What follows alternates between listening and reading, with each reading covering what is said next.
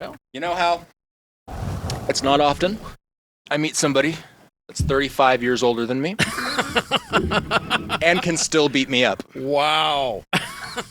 That's harsh. You may have added a year or two. Lieutenant Colonel Hal Kempfer is a retired Marine intelligence officer, national security analyst, and host of the STRAT podcast. You may have seen him on TV once or twice. He's analyzed every big national security story we've covered in recent years. Usually we interview him remotely, but he visited the station recently. It's incredibly special, let me just say off the top, for anybody from LiveNOW to have any human interaction in person whatsoever. This is an automated environment in a very, very real way. I just want to say that. I'm stoked to have you in-house. Hal has been hitting on LiveNOW for how long, Hal?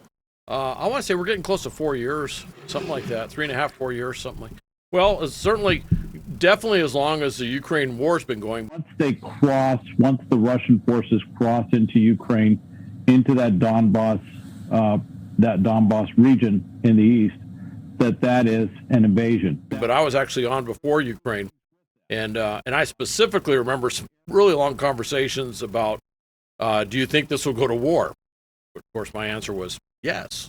What I wanted to start with was where you were born and raised. Well, I was actually born in Central California, San Joaquin Valley. Yes. A place, it's called Porterville. It's a small town, farm town. I grew up as a farmer, all right? Graduated from high school, set off to college, but I always had an interest in the military. Then I went to the Marine Corps recruiter, and he turned around and used a rather colorful expression which ended, "What can you do for us?" And I was hooked. Hal says that his 24-year military career was defined by unusual jobs, stuff that his recruiter likely didn't know the Marine Corps does. Hal talks about every corner of the world on TV. We asked how he knows as much as he does. I did some things, all right? And basically what I did was I took a road less traveled. You know, there's a reason why you're talking to Lieutenant Colonel Hal Kempfer and not General Hal Kempfer or whatever. And it was because I just had a curious mind, and I wanted to do different things, and I enjoyed the Marine Corps greatly, but I was interested in a lot of different things. And I took some assignments that were very unusual. For example, I started out as a Marine infantry officer. I was a door kicker, take the hill, quintessential. That's what we do. All right. If you think of Marines and you think your picture of your Marine, that's exactly what I did. And then at that era, we were expanding our intelligence component, and I became an intelligence officer. And I was a Cold War guy, and I did that for a long time. A friend of mine, I was back in Quantico doing something, and that's in Virginia. That's a big Marine Corps base we have out there. And a friend of mine I hadn't seen in years came up to me, and he says, "Hey, I'd like to do something unusual." And it was the war on drugs. And he was assigned, we were both captains at the time, we ended up being assigned with a joint task force. And what I ended up doing was wearing kind of like what you see here, or very casual clothes. I was assigned I spent years doing this with the war on drugs, doing intelligence assignments, actually working with multi-jurisdictional task forces going after drug cartels. It was a very, very unusual assignment, and that's where I met my wife. She actually was recruiting me to be a special agent. I spent a lot of time in the Middle East. I did Desert Storm, was over there for OIF. So I spent a lot of time right before OIF. I was over there on a special tour, but I worked down in South America, was part of the U.S. Southern Command, got involved with Cuba, Haiti refugee crisis. That was a big civil military thing, actually set up so when I talk about, immigration and these camps and stuff, kind of have an insight because I actually helped in another country set up a camp for refugees. He finished his military career with the DoD's Northern Command as an emergency preparedness liaison officer. He still uses those skills to this day, speaking in seminars and on TV about preparation and response to disasters of all types. I've trained everything from local community centers all the way up to foreign governments in emergency management, emergency preparedness stuff. So that's kind of where my background is on this. After his military career finished, he started consulting and training firms focused on strategic risk, intelligence, planning, and threat security. For example, some years after the 9/11 attacks, the U.S. opened intelligence fusion centers, and his firm lended training to those centers. You know, I'm not bragging, but I would say we were the biggest, at least the biggest private firm. Yep. You know, DHS was bigger, obviously, but we're the biggest private firm doing training around the country with the intelligence fusion centers. And I think we had some real success in doing that. There was some stuff that I kind of look back on there, not going to get any awards for this or anything like that. There was a period in California, for example, where I was working very hard, and we were doing some very leading edge things on counterterrorism, terrorism prevention. Yeah. We had a 10-year period where there were no deadly terrorist attacks in California. I don't think that's ever happened in California history. With a wealth of experience in the service and with his firms, Hal was introduced to TV. In the 2000s, a military friend referred him to a job at a local station in Los Angeles. Hal began doing TV appearances regularly and hasn't let off the gas since. The day before we taped this interview, he joined us in studio for wall-to-wall coverage of President Trump and Putin's summit in Alaska. Is there ever a night where you and your wife are at home, and does she ever be like, oh, really? Do you have to do another live hit tonight, Hal? Yes. Oftentimes, the stories that we cover with Hal are polarizing, and they evoke passion from viewers, some positive and some negative. I asked him how he'd respond to people who say that he's full of it. That's a nice way of putting it. Yeah. They will. People will say that they can't get away from their opinions, and and I don't have a problem with that. In fact, I don't mind that frank exchange.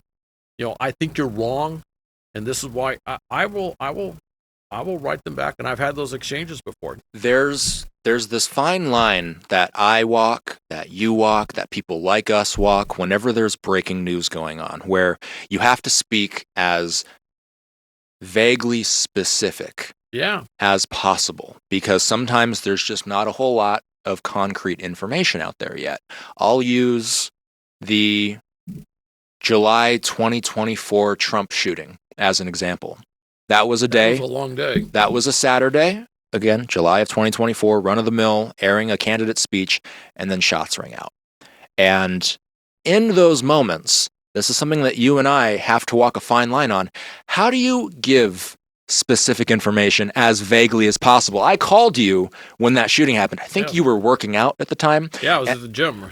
I said Trump was shot at. Trump was shot at, and then you said, oh, really? And then you probably rushed out and got in front of a Zoom computer. Sure. So how do you handle something as delicate as a presidential assassination attempt when there's just not a whole lot of information out there? How do you get through 2 hours of television? Context. What was going on around it? I can't tell you who the shooter is, okay? I can't tell you everything. There's things I don't know, and there's things I do know. What I do know how those things are set up.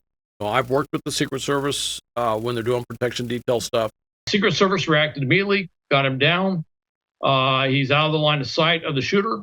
I mean, there's some things I'm not going to talk about, obviously, but there are some things that are actually general knowledge that most listeners or most viewers don't actually know about. So you can provide some context and understanding. You can, and you know this, I do training on what's called crowd management. It's become something that kind of got big, and I train large venues on how to get people out of harm's way quickly when bad things happen. One of them is a shooting. And so I was able to bring that sort of background stuff. So even though we don't have a lot of specific facts as to exactly what happened, there is a tremendous amount of information that we do have that surrounds the event to build understanding and context. And then, like all these things, those nuggets, if you will, those pieces of information will start to fall in place. And so we've kind of, it's kind of like a jigsaw puzzle. You start with the outside because you can see the edges. And you know that's going to be, if it's a straight edge, it's going to be on the outside. So you build it from the outside going in. That's kind of what we do with some of these stories. Were you so when something like that happens, you get the call, oh my gosh, the president has been shot at. Do you rush home, you get a tie on, presumably, or a jacket on, and then you're just in the zone already, and you understand, okay, there's probably at least a few hours of television coming up for me. Yeah, I'm doing it. Well, first off, I'm getting the coat and tie on. Yeah. And getting everything set up with the camera and all that stuff, so we can do a remote.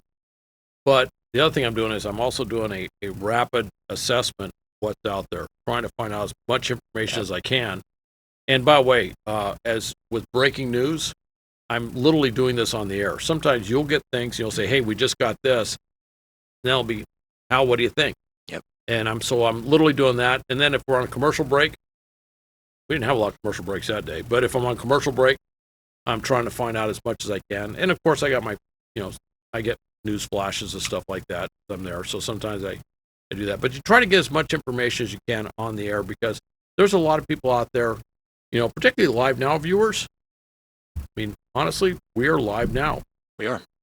And they know that we track this stuff. I look at a lot of different newscasts every day, and a lot of international newscasts and stuff. And there's some networks that just aren't really that useful, because all they do is they put, I don't know if you want to say infotainment, whatever, but they got opinion shows. Yep. I go on TikTok live sometimes, and I'll just talk with the viewers. They'll write comments live. It's very and you synchronized. I want to point that out. Yeah. The thing that I get a lot, the question I get a lot is, am I a Trump supporter? And I always have to explain to the audience that there's a difference between a news reporter and a news commentator. Yep. A news reporter tells you what's going on. A news commentator tells you how they feel about the situation. Absolutely. And there is quite an audience for the news commentary type of stuff. If you're looking for somebody to give their opinions, it's out there.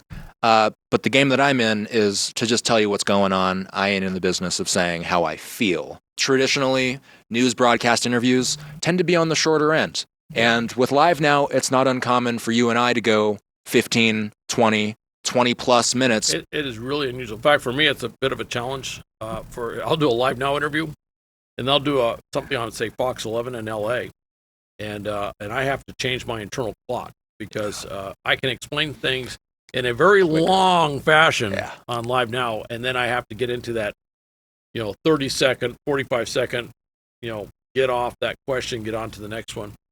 And as you know, I just did a hit prior to coming down here, and it was good. I didn't feel like I was cramped, but it's a very different style than, say, what we did last night. And I think you said it was around 5 minutes, and that's considered longer on the longer end. On regular network news or regular station, if you're on 5 minutes, like that's a really long segment. Since I got a guy like you here, the question I get all the time is, what's going on at Area 51? What's your number one question? What's your number one question you get? Do you get that one as often as I get? Yeah, and it's funny. I've got 2 adult sons. Very proud of everything they're doing, and they went to great colleges. I got one in law school right now. Just super, super proud of them, and I feel, to me, that's probably the greatest success. All dad jokes aside, as a dad, and that's no and his joke. son just starting college as we tape this, law school this week. So Congratulations! Very happy about that. And but through the years, they don't know a whole lot. Going through high school, middle school, but they did know there was a place called Area 51, and they knew Dad did something in intelligence, and they figured, you've got to know what's going on out there. And I always found that kind of interesting, that I would get asked that all the time. And how do you handle that question? I usually just use a joke or something like that to deal with it. But but the reality is, and this is, there is another way too. Sometimes you can bore people to death with the truth, and you just tell them, well, we got a lot of stuff going on in Nevada and Arizona, and there's a lot of these places where that you don't realize that we do training and all, and we test things and stuff, and usually you get about a minute into that, and people's eyes start to roll in the back of their heads. They don't want to hear anymore. But yeah, that's But I get asked that a lot, and everybody's sure that we got space aliens out there and alien air stuff, things like that, and and that's. But the other side too, is that is a place. If you want to go back, I think it was Jack Northrop or whatever, that after World War II, they were looking for a place where they could test these advanced aircraft like the U-2. And they needed something away from prying ice, because prior to that, a lot of this stuff had been done around Los Angeles. That was a big aerospace, or at that time, air center. I believe near the valley, not too far away from where I grew up, there was at one time some sort of nuclear testing going on. Absolutely, yeah. And so there was all kinds of stuff, but they needed someplace far away. And as I understand it, he literally looked on the map in the middle of Nevada, saw nothing around it, and there was nothing around it. He said, hey, let's put an airfield there. And that's where Area 51 came from. And that's where you saw stuff. And we do these things. We'd be out in the desert doing these huge exercises or training and stuff, and we look up in the sky, and you got to remember we own a huge chunk to the southwest, and we'd look up there and you go, you know what that is? I don't know what that is. Yeah. And I actually did some stuff, a lot of stuff out in New Mexico, at a place where they did a lot of unusual testing of technology, and we would do these long range patrols. It was a great place to patrol, but we come across things that's like, I have no idea what that is. Anybody here? No. Right. And you just move on, and you realize they're testing something that somebody with a PhD in physics would understand, but we could not figure it out. And you can imagine we're sitting there a little more tuned in, and you think if somebody else saw that, they would sit there and it's like, oh, it's obviously space alien, whatever. Obviously. Yeah. Well, all right. I think that's all I got for you, Hal. I got to say, it's been an absolute treat having you in studio these past couple of days. Thank you for joining us in studio for the coverage yesterday during the Alaska Summit. I'm going to conclude this by doing something I'm usually not able to do with you during our interviews, which is shake your hand. Oh, hey, there you go.